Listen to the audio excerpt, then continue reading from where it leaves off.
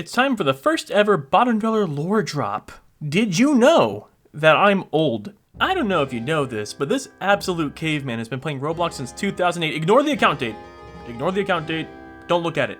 Bad. I was a dumb kid and made like 6 accounts, forgetting the password to 5 of them. So, we got this one now. I promise you I've been around since 2008. This isn't a bit. And during that time between then and now, I've seen Roblox evolve over the years. I've seen the Lego stud era, the evolution of the starting place until it was ultimately removed, seeing the website go from fun to corporate, back when there was only one tier of Builders Club and it wasn't called premium yet, and even since the ticks were on the platform, until they ultimately removed that cool part too. However, over the years, I've also witnessed something pretty interesting, a divide within the player base. You see, as you'd probably expect from a game that's been around for damn near 2 decades, Roblox has gained quite a varied up population. You got your new players, developers, trolls, traders, old school veterans, whatever the hell this is supposed to be. But with that varied up player base, you also have 2 sides of a question older than some people on this planet today. Was old Roblox better? And despite how simple of a question this is on a conceptual level, it seems like there's a 50-50 split on the consensus regarding this question. One side says that old Roblox had far more creative games and the devs on the platform were more hands-on top of which we had a far more intertwined community than we do currently. Meanwhile, in modern era, games have gotten lazy, Roblox is pushing for models that don't fit the game's original identity at all, and UGC's just getting out of hand. The other side of the argument says that the engine has had overall upgrades, enabled cross-platform play, and we have more customizability than ever before, on top of which the games we have today are just far more advanced and by proxy more enjoyable than the old ones. And while these 2 sides are certainly valid, I think the question is actually not all that black and white. This is because they are discussing 2 completely different things. And before I explain this point, if you enjoy what you see here today, consider hitting that like button, maybe even hitting that subscribe button. I mean, you do you. I'm not your mom. Let's just hop right in. Now, I'm sure you're all probably wondering what I mean by them arguing 2 different things. Well, that's the case because Roblox is not a game. It's a platform. A platform that houses games made by community developers using the official engine Roblox Studio. In fact, most content on Roblox is community made. All the games on the platform, community made. Groups, community. Culture, also community. Cosmetics, mostly community. Because sometimes Roblox likes to do something. We'll talk about that later. The point is, Roblox didn't make as much of Roblox as they're being credited for. They were responsible for only 3 things: the platform, the engine, and if you would believe it, moderation. That makes sense? Great. So what does this have to do with my previous statement? Well, the old Roblox side is talking about Roblox the platform/community, while the modern Roblox side is talking about Roblox the engine. I think both sides are completely valid because they are talking about entirely different entities. Like, let's just take the old Roblox point of more creative games. As I discussed before, Roblox doesn't make the games. That's the community's responsibility. All Roblox does is moderate the platform when they feel like it. So they didn't pop into random Roblox dev number 1003's house and go, "Hey, make the 10,000th Pet Simulator clone." That was entirely that dev's idea, and thus could be argued a platform issue, albeit more community driven. Meanwhile, the modern side's argument saying that the engine having overall improvements is entirely locked into the engine itself, something Roblox does make. So then what's the answer? Was old Roblox really that much better? I think the platform community is definitely far from what it used to be, in the worst way possible, while the engine has had nothing but improvements and major technological advancements that completely curb the old versions of the engine. Or too long didn't listen, yes and no. To further prove my point, let's discuss the first part, the platform. The platform has seen many changes over the years, and with those changes, some of them have been good, and some of them have been really stinky bad. Let's talk about some of the good first, because, despite it all, I try to start with positives first when I can. First off, while I was initially apprehensive about going from browser to launcher, I have started to see the utility in it. Browsers are very limited when it comes to programmable features, and I mean very limited. For example, while the browser could load a 3D player model, by the time the model loaded on the browser, you'd likely have aged to 40 with a steady job by the time you'd be able to ogle your funny block person. However, in the launcher, the model loads really fast. You can also now preview items on the marketplace before you buy them on your character, so you're not like, oh, does this look good on my character? And you find out the hat's like clipping halfway in the head, which I have had happen before. Not a problem anymore. Another improvement the launcher brings is being able to easily transition from game menu to in-game.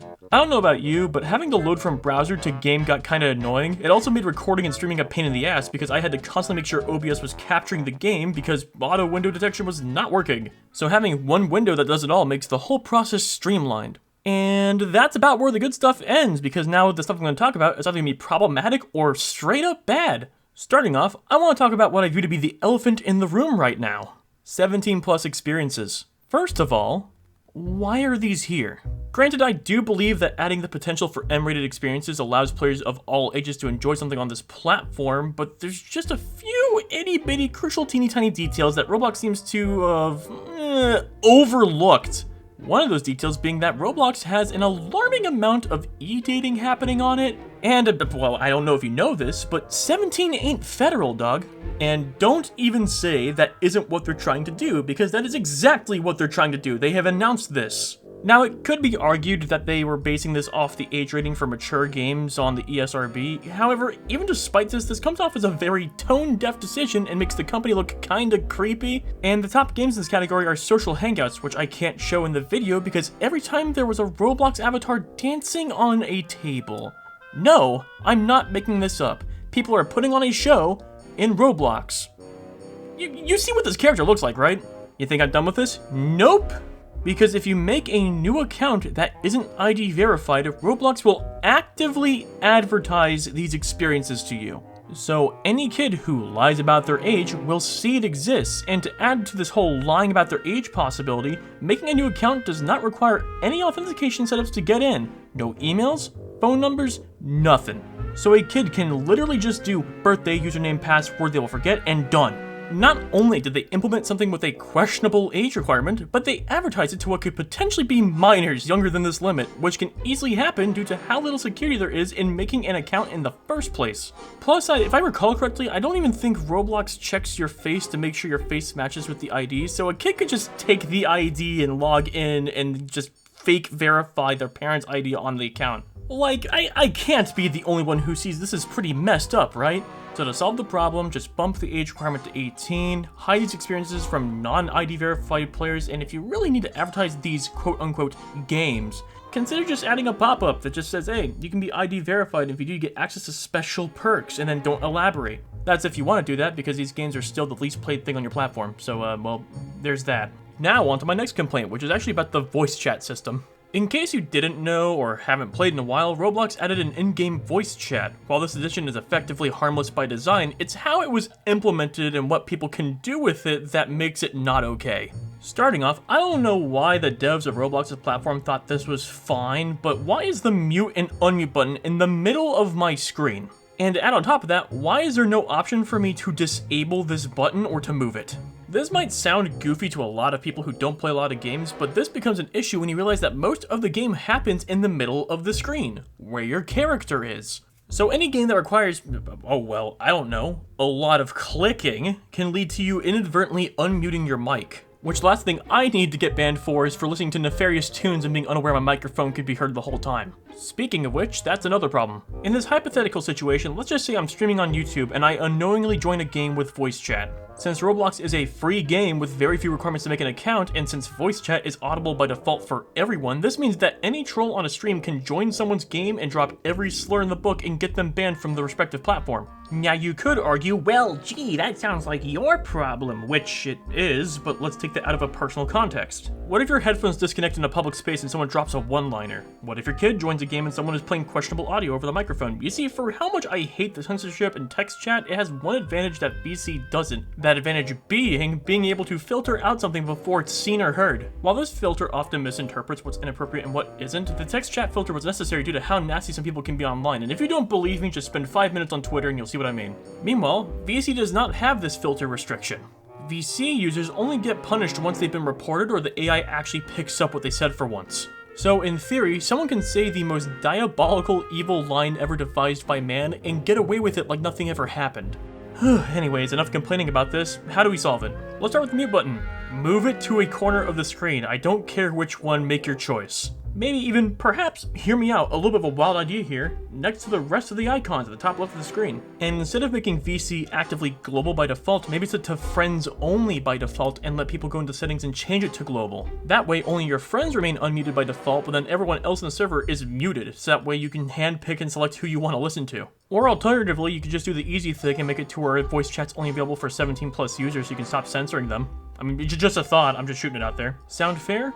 Awesome. Let's keep going, because I'm not done yet. The next issue I have with the platform is the overwhelming amount of just really bad games. Now, don't get me wrong, Roblox has some real bangers. I mean, Bad Business, Arsenal, Doors, Beastworm Sim, Lumber Tycoon 2, the list really does go on. There's a lot of things to choose here. I mean, just look at it. Look, oh my god, so good! However, even though the engine has been upgraded enough to be capable of memorable experiences like, this, some developers would much rather rehash the same game 40 times with a different name. I'm just gonna come out and say it, no profanity filtered, but what's with this horse shit? There's way too many games that do nothing to be anything more than a mediocre version of Cookie Clicker, and Cookie Clicker's free, just go play that instead! The gameplay is bare minimum, they shove 40 microtransactions in your face saying, hey, buy this thing to make the game easier but still not fun! Or you can play one of these obbies with microtransactions that are effectively paying to stop playing. Or hear me out, even better, you can play roleplay game number 563! Whoa, I can feel my years slipping away. This is why I think a lot of old veteran players, much like myself, have a hard time enjoying modern Roblox. While some of the games are marvelous gems that I will certainly remember, you have slap like this garbage. If this game were a person, I'd take them on an expensive romantic dinner, order the most expensive item on the menu, eat it, then say I'm going to go to the bathroom, only sneak out through the driveway, thanks for the free steak. And sure, there was certainly stinky doo-doo from the old era, or developers who would steal games for themselves, but here it's like there's some sort of template they copy and paste with different names so kids go, ooh, new game, and then they play it. Like, how many simulators do there have to be?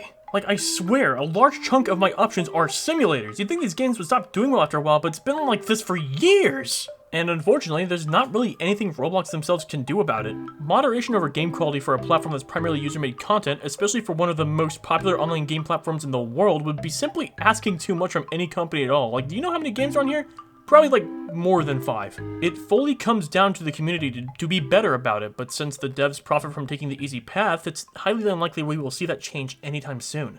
Now, lastly, let's talk about UGC. It's bad. Roblox as a game thrives entirely off its community and their ability to create. However, something that has been a seriously glaring issue within the marketplace is the clear lack of moderation some of these items are getting. I mean, while a lot of items on the store can be seen as decent and even sometimes well within the style of the game, other times you get this,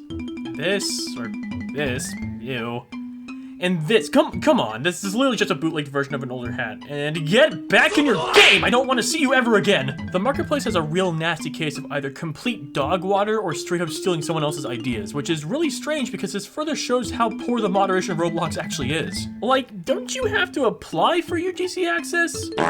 If this is what's being let in, someone had to look at this and go, yeah, okay. Listen, I have zero issue with you wanting to make weird and wacky hats. Roblox has had a lot of those they've made themselves. I mean, just look at the egg hunt hats. But it's the stealing part that kind of makes me, I don't know, want to French kiss a toaster. Sure, let's go with that. I mean, hell, it's also bad with the games on the platform. Like, during the process of me gathering footage, I literally played a shotgun roulette clone. And no, it's not even slightly different. It is legitimately the same experience down to where you start at. Like, seriously, someone on Roblox's moderation team needs to jump in here. This is just not okay. And on the topic of questionable items, I have several questions, Roblox. Who at Roblox thought it would be awesome to make Roblox human models? Who? What part of Roblox does a human person have anything to do with it?